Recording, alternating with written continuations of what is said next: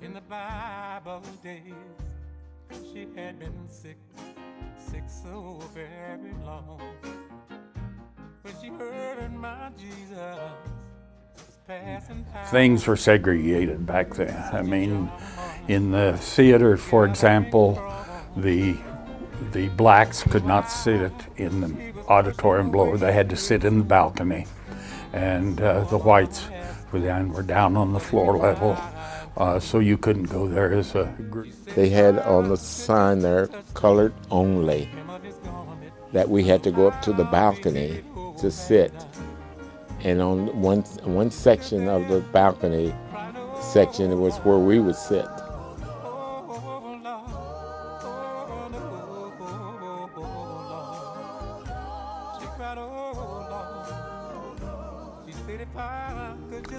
And I wondered how I could teach my daughter to respect those rules and laws.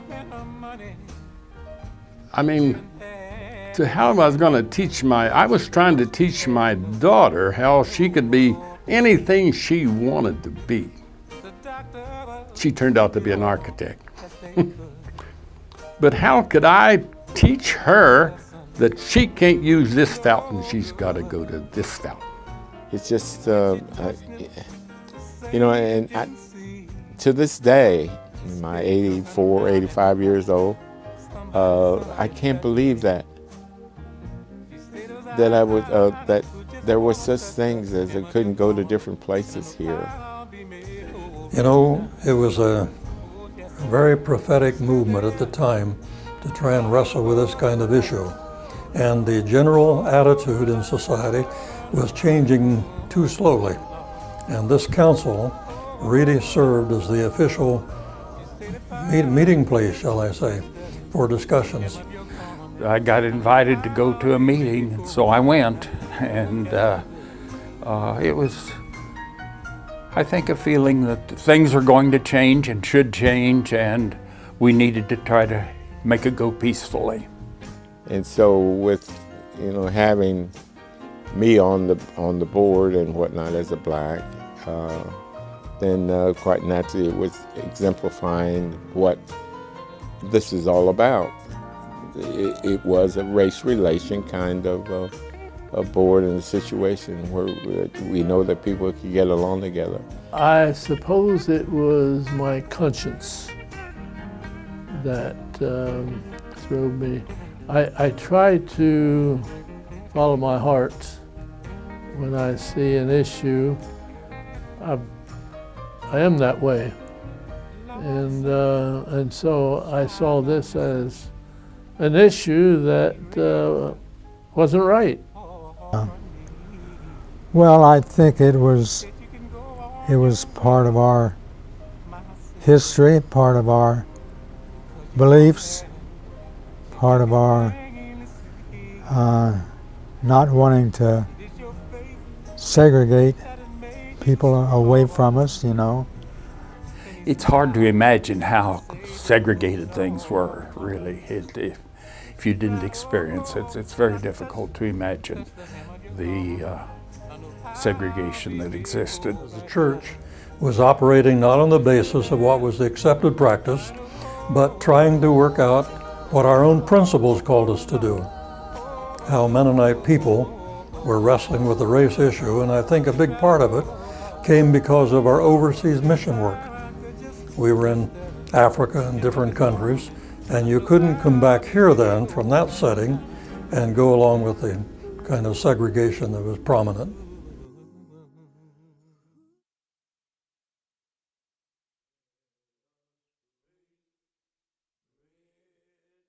There's a phrase or a value we use at the Valley Brethren Mennonite Heritage Center, which is neighborliness. And there's a sense of treating people as a neighbor, encouraging them, identifying with whatever their issues are, kind of standing with them in their struggles. The human being was a valuable creature, and that all human beings were equal in God's sight. there was a question, what's the greatest law and the commandment?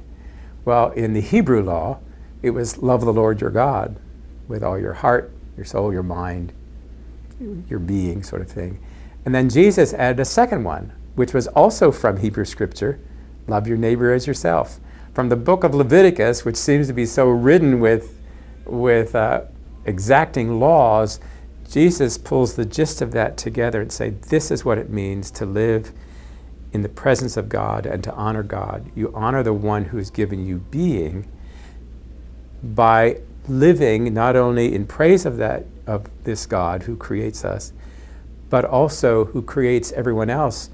You love others, you live with them as you would love yourself.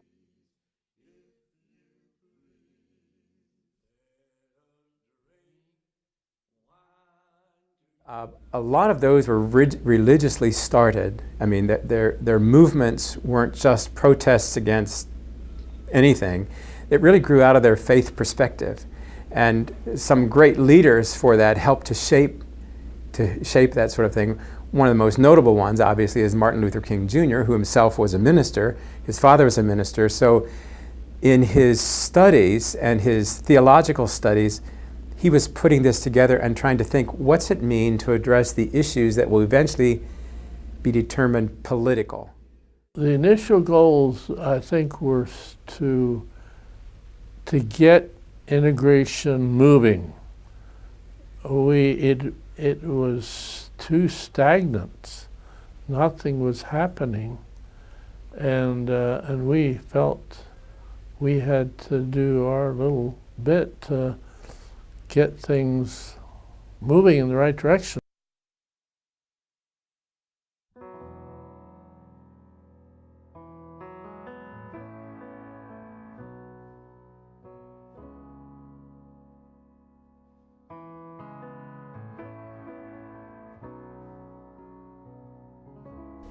The schools had shut down in Prince Edward County, which is where we attended schools.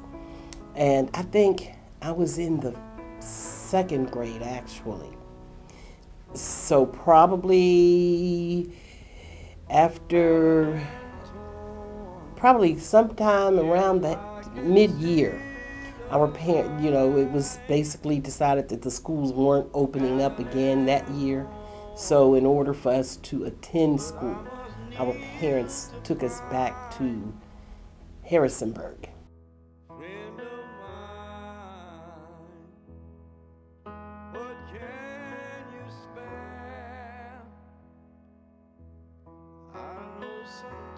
I was young, very young, so they didn't discuss anything with me.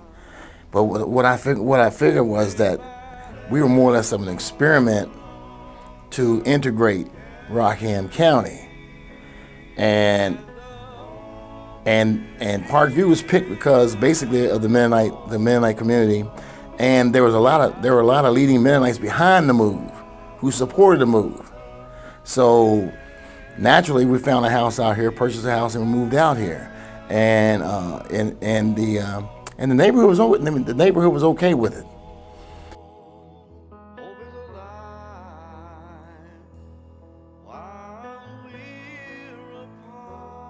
That Mom had Karen in one hand and Charles in the other, and then us, the two of us, then were just following after her. And so we walked in that day, and we were met by the principal, and then he was told what grades we needed, how old we were, and we went into the classrooms. But we were just going to school. So, and I don't know that beforehand that we knew that everyone else in the school would have been white, and it was never discussed, and I don't even remember ever even thinking about it.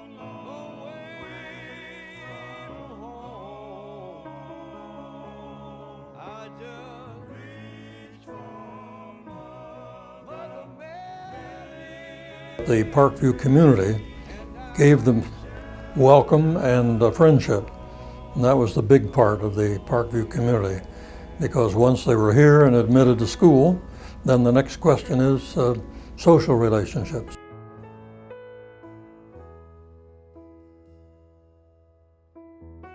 She came to our meeting and was a great communicator, and she had a lot of things she wanted to say, and she said them, and she said them well. She, I'd say she was accepting on both sides, and she was interested because of her children.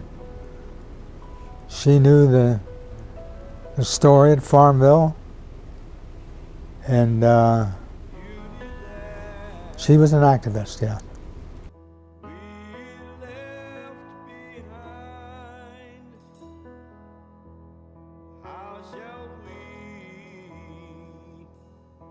But we had a special end of the hospital in which we all blacks were placed, and they couldn't be in any other section of the hospital. Yeah, that was one of the, yeah. Well, as I said, the overall goal was to try to help integration go smoothly with no problems. Now, we had individual goals. One of the early projects was a hospital. The delivery room and the white mother's waiting room were on the same floor, but the black women, their waiting room was on the floor below the delivery room. They used the same delivery room, but they were on the floor below, and facilities were not quite as good, and the whole problem of having to go upstairs to the delivery room and then back down was just, we felt it was foolish.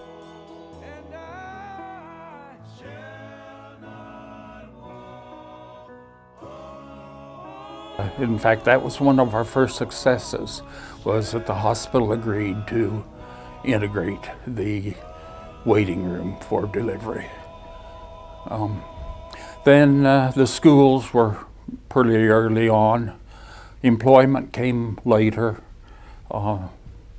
and housing. I'm not sure we made much progress in housing. I was never involved in the housing end of it, but it was more difficult to get a handle on. Well, I was in education, so I went up for some reason to the school board, which was up in the courthouse. And I saw that that they had restrooms that said colored only and white only. So I went down and went into the office of the County Board of Supervisors, and I walked up to the counter, and there was a big, tall sheriff there, and I said, "This is 1956. That is no longer legal." And the big sheriff looked down on me and said, what do you think you're doing coming in here and threatening people, you know? And I stood my ground, and he kept on me, and I just stood there like I was a brave man. So I left expecting to come to the board meeting the next day, but in a day or so I got a call from this same lady I talked to, and said it's no longer necessary for me to come to see them because they have taken care of the matter themselves.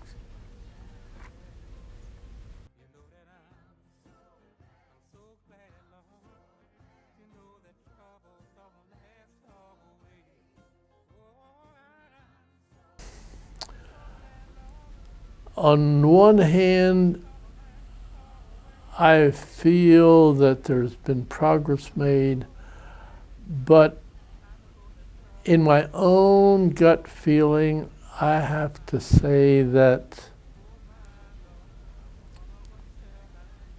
we're a long ways from the goal. Sorry to say, but that's how I feel. To make plans for what's going to happen in the future, you need to know what happened in the past. So I think it's very important to know our history. And they always said that, don't worry, things will get better. And that's true, and it is getting better. And you know, we find that we're given the opportunity to do all the wonderful things that we're doing. Who would have thought, and I wouldn't have, who would have thought that in the city of Harrisonburg, we have a black mayor, we have a black manager, and then we have a black chief of police in Harrisonburg. Well, I think it's important because we are shaped by our history. And sometimes today as we study, we're not sure what conditions people's thinking. And we've got to recognize that different families passed on their heritage in different ways. And so the important thing is honesty for communication and conversation with each other. And in that honesty, we don't judge one another, but we understand one another as to where we've come from. Oh my Lord, I wanna know what